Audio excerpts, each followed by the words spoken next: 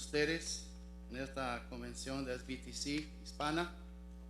Quiero que sepan que todavía estoy corrigiendo hermanos en mi iglesia. Creen que estoy en Pittsburgh, Pennsylvania, y tengo que... Es increíble, un hermano, llegaste ya, pensó que estaba en el avión. No, manejando 560 millas para llegar aquí. Pero bueno, me da mucho gusto estar con ustedes y es un placer y un honor. Soy pastor Jorge Levant de Laredo, Texas, de Iglesia Bautista Nueva Vida en Jesús. Hermanos, quisiera hablar con ustedes hoy acerca de la gracia de Dios en acción. La gracia de Dios en acción. En capítulo 2 de Efesios, versículos 5 y 6, dice la palabra de Dios: aun estando nosotros muertos en pecados, nos dio vida juntamente con Cristo. Por gracia sois salvos. Y juntamente con Él nos resucitó y asimismo nos hizo sentar en los lugares celestiales con Cristo Jesús. Lo voy a decir desde un principio. Yo sí creo mucho en evangelizar, pero hoy este mensaje siento que es para la iglesia, para mis hermanos en Cristo. Ahora doy gracias que el hermano Rafael Rondón predicó muy bien y habló del amor de Dios. Nadie puede negar eso. Y me adelantó lo que iba a decir de la gracia y misericordia. Lo de gracias, hermano, porque muchos no saben. Es verdad, la gracia es cuando recibimos lo que no merecemos. Y la misericordia es más bien cuando no recibimos lo que merecemos. Y la gracia es cuando recibimos lo que no merecemos. Yo siempre digo, una es una bendición negativa, otra bendición positiva. Pero hoy quiero enfocar en la gracia de Dios, porque si nosotros fijamos bien, el apóstol Pablo está hablando mucho aquí de la gracia de Dios, más en estos dos capítulos. Por ejemplo, vemos aquí en capítulo 1 y podemos ver aquí en versículo, la verdad en muchas partes, pero versículo 6. Dice: para alabanza de la gloria de su gracia, con la cual nos hizo aceptos en el amado, en quien tenemos redención por su sangre, el perdón de pecados según las riquezas de su gracia. Pero tomemos en cuenta aquí que nos salvó para alabanza de la gloria de su gracia. Me pongo a pensar también esa palabra gracia. Y el lema es, pero Dios. Y me gustó mucho lo que dijo el hermano, que pero está anulando lo que debe suceder. Pero también a veces la palabra pero es algo muy bueno. Porque me pongo a pensar, no estamos aquí todos por esa palabra pero. Recuerda que en capítulo 6 de Génesis, el Señor, francamente, se disgustó ya con la humanidad. Él quería, dice, raeré el hombre y toda bestia, todo lo que él hizo, iba a destruir por el pecado del hombre, la violencia, el pecado continuo. Pero después de encontrar esa palabra pero, en versículo 7, en capítulo 6, más bien en capítulo 6, versículo 8. Pero Noé halló gracia delante del Señor. No hubiera sido porque Noé hubiera hallado gracia, nadie aquí, porque sea lo que sea, aunque todos tenemos la sangre de Adán, también tenemos la sangre de Noé. ¿Okay? Entonces, gracias a Dios por esa gracia, porque Noé halló gracia delante de Dios. Y después me pongo a pensar, otra persona que halló gracia, una mujer muy importante en la historia de la humanidad. Yo creo que ustedes han oído de ella, se llama María, la madre de Jesús. Y dice la Biblia, y si quiere buscarlo después, pero en capítulo 1 de Lucas, versículo 30, y dice que María halló gracia delante de Dios. La palabra gracia, o el tema de la gracia de Dios, Lo encontramos desde Génesis hasta Apocalipsis. Y cuando leemos aquí entonces en versículo 5, yo quiero rápidamente en los pocos minutos que tengo, porque yo sé que hay mucho que cubrir y poco tiempo, pero quiero hablar de unas cosas. Primero, lo que éramos, lo que Dios hizo, lo que somos y ahora lo que hacemos ahora. En versículo 1 y versículo 5 de capítulo 2 encontramos lo que éramos. En capítulo 2 encontramos: y Él os dio vida a vosotros cuando estabais muertos en vuestros delitos y pecados. En versículo 5 dice: aún estando nosotros muertos en pecados. Lo vemos aquí. Primero estábamos muertos en pecado. Es todo lo que pecado puede traer, es muerte. La paga del pecado es muerte. Cristo murió por nuestros pecados. No hay nada bueno del pecado. Entonces vemos aquí que nosotros estábamos muertos en nuestros pecados.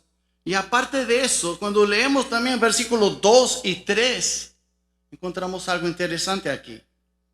Aquí versículo 2, capítulo 2, dice: en los cuales anduvisteis en otro tiempo, siguiendo la corriente de este mundo, conforme al príncipe de la potestad del aire, el espíritu que ahora opera en los hijos de desobediencia. Éramos, hermanos, antes esclavos de Satanás y de la carne. La Biblia es muy clara. Él es el príncipe del aire y antes anduvimos en la corriente de este mundo. Como un pescado muerto sigue la corriente del río. Son los vivos que van en contra de la corriente. Entonces nosotros estábamos antes, éramos muertos en nuestros pecados y esclavos del príncipe del aire, y sabemos que él es Satanás. Vemos entonces aquí. Y también dice aquí en versículo 3: entre los cuales también todos nosotros, no hay nadie aquí, podemos decir, no, yo no, todos nosotros, en otro tiempo en los deseos de nuestra carne.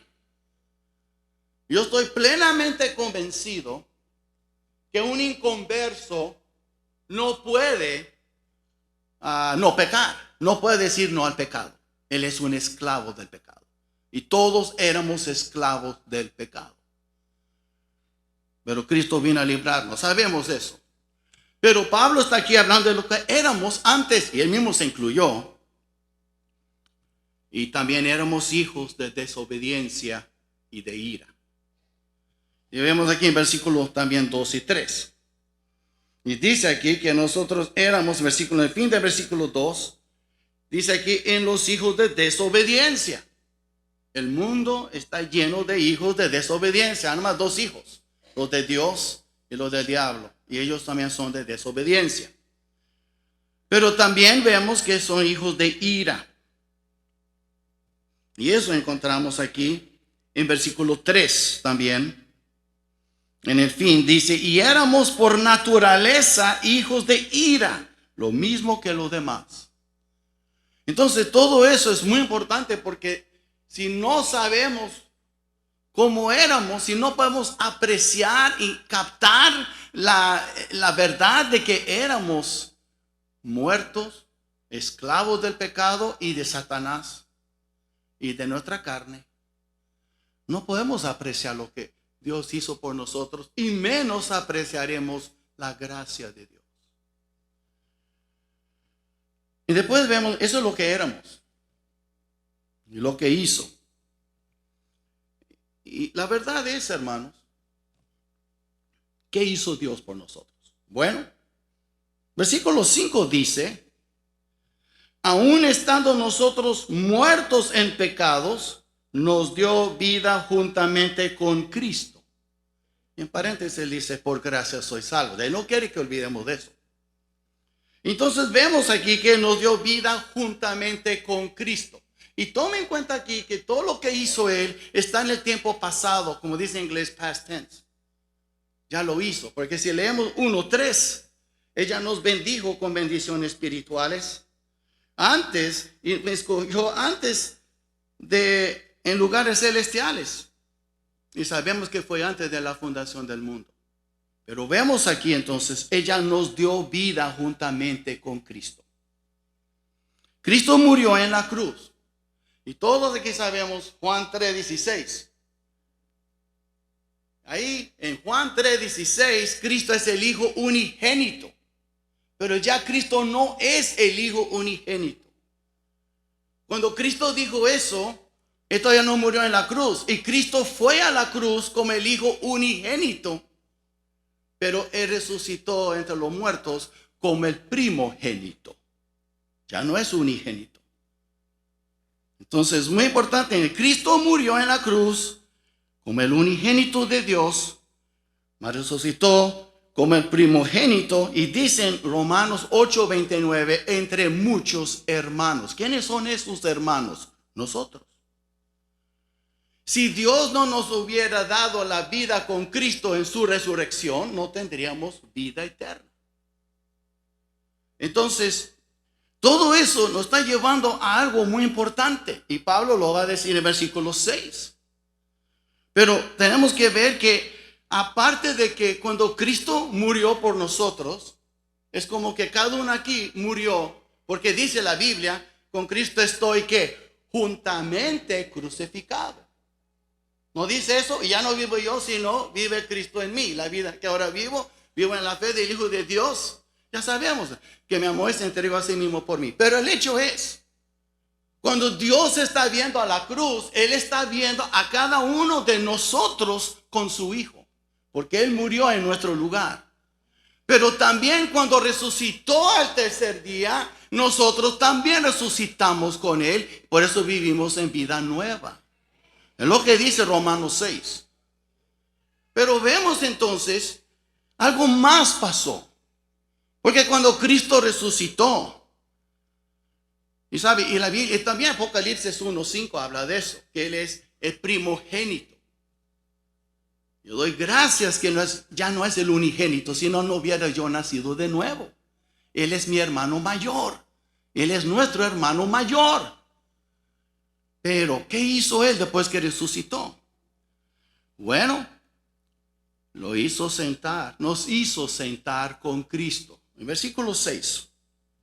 Y dice, y juntamente con Él nos resucitó, otra vez es pasado, ya fuimos resucitados con Cristo, y asimismo nos hizo sentar en los lugares celestiales con Cristo. ¿Qué quiere decir eso?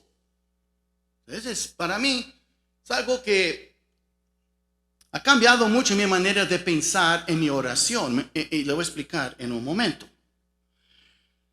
Pero tome en cuenta que Cristo, si recuerda Colosenses 3:1, si pues habéis resucitado con Cristo, buscar pues las cosas de arriba donde está Cristo sentado a la diestra de Dios.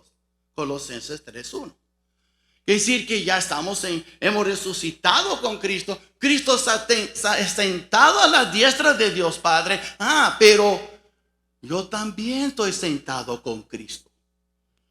Nosotros todos aquí nos hizo sentar con Cristo. Ahora, entonces, lo que somos, porque hablamos ya de lo que es que tengo que ir rápido. Yo puedo predicar un sermón sobre uno de sus puntos, y ustedes también, los pastores, pero por cuestión de tiempo. Ahora, lo que somos. Ya sabemos lo que éramos, lo que Él hizo, Dios, ahora lo que somos. Bueno, eso implica entonces, ¿qué es lo que implica sentarse con Cristo? Yo estoy sentado con Cristo. Cristo está sentado en su trono a la diestra de Dios Padre. Yo estoy con Cristo. ¿Qué está haciendo Cristo sentado en el trono al lado del Padre? Lo mismo que yo debo estar haciendo. Primero, déjame explicarles. Somos los más, y yo no dije de los más, no. Somos los más privilegiados de todos los seres creados de Dios.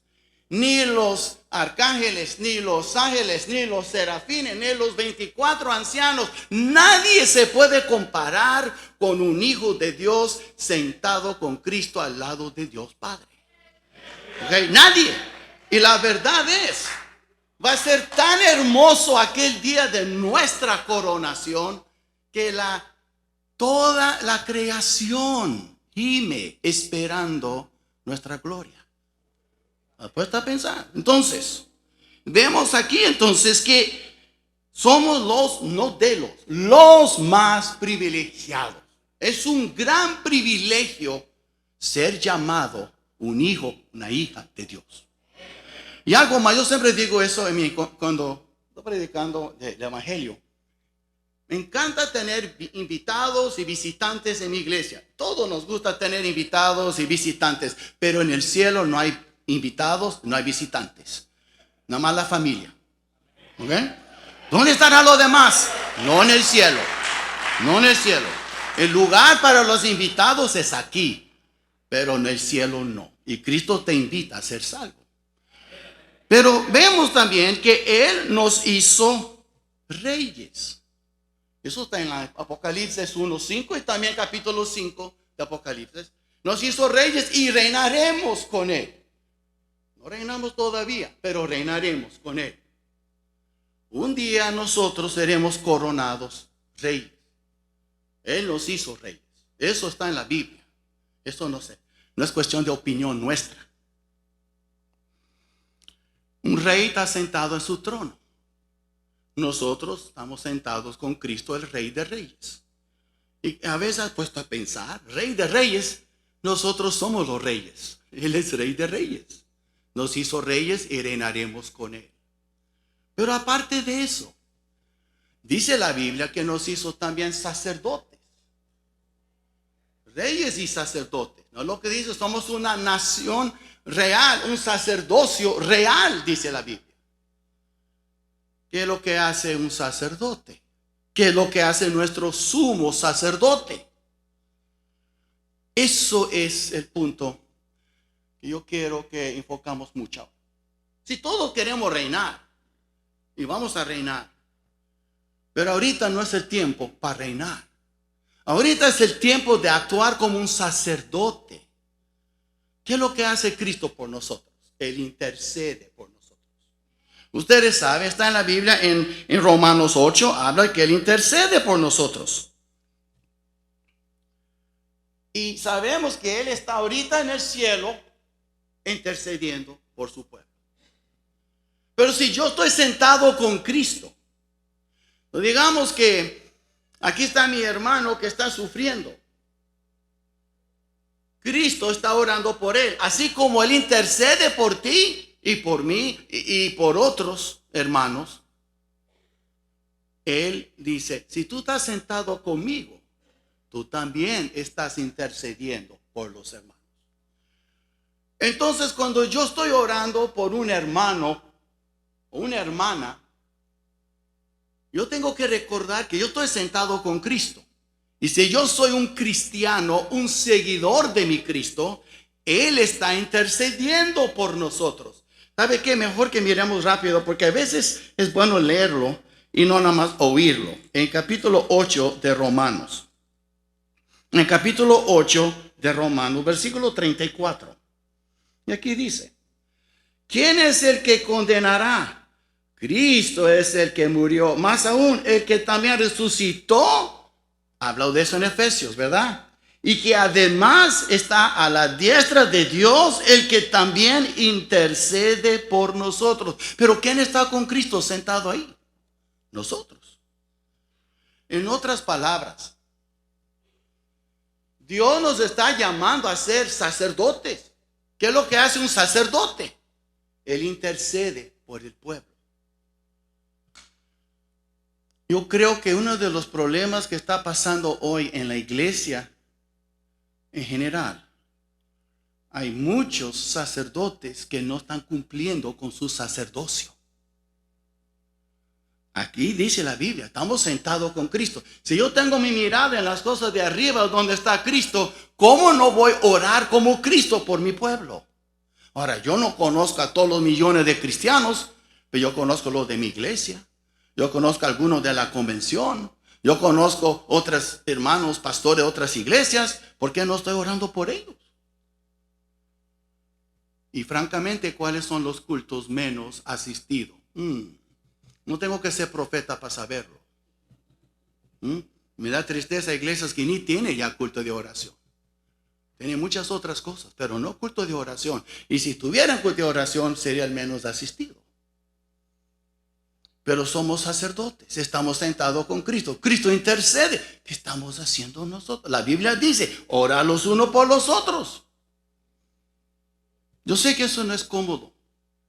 Créemelo, el Señor también me ha tocado a mí con eso. Y quiero también que vemos aquí que Él nos hizo reyes, nos hizo sacerdotes. Eso es lo que somos. Ahora, ¿qué estamos haciendo ahora? Como reyes, si yo soy un rey, yo no debo de permitir que el pecado domina en mi vida. ¿Sabes lo que dice en Romanos 6:14? Es interesante. En Romanos 6:14 es un versículo que debemos de, francamente, me está en inglés, en español no lo sé, pero en 6:14 dice, porque el pecado no se enseñoreará de vosotros, pues no estáis bajo la ley, mira la palabra, sino bajo la gracia. La gracia. Dios nos bendijo. No merecemos ser sacerdotes, no merecemos la salvación, pero Dios quiso bendecirnos con ella. Entonces nosotros debemos de tomar en cuenta.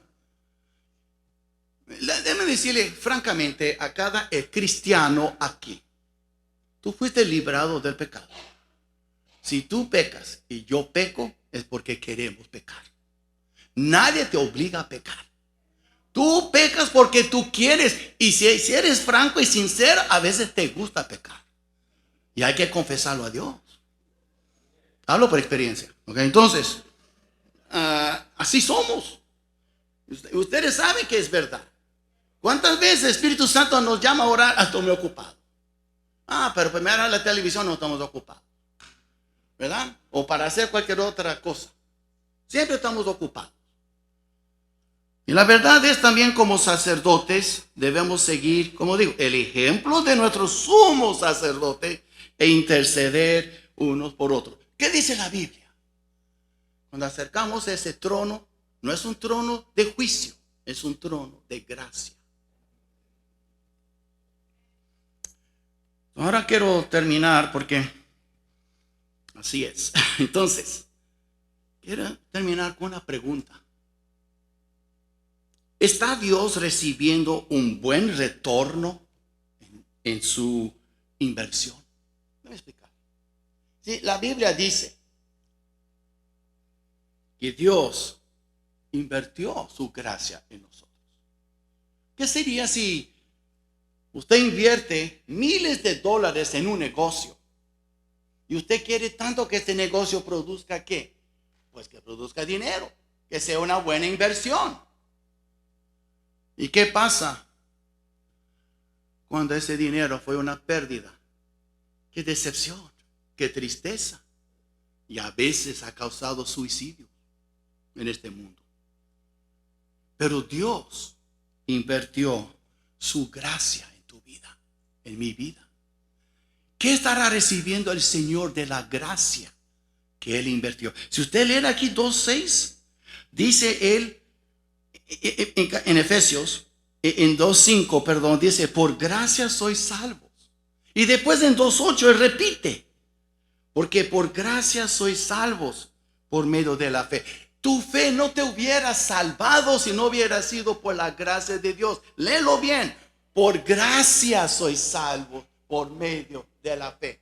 En otras palabras, aunque usted tuviera fe, si Dios no hubiera querido aceptar tu fe, por gracia somos salvos por medio de la fe. No hay nada en nosotros, es todo de Él. Y la Biblia es muy clara. Mi pregunta es, yo quiero que miremos dos lugares para terminar. En 1 de Corintios. Primero, quiero 2 capítulo 6. Miren lo que dice Pablo. En 2 Corintios, capítulo 6. Y él dice así, en versículo 1. Así pues, nosotros, como colaboradores suyos, os exhortamos también a que no recibáis, ahora mira, en vano la gracia de Dios. ¿Has recibido en vano la gracia? ¿Qué has hecho con la gracia que Dios te ha dado? Mira bien tu vida.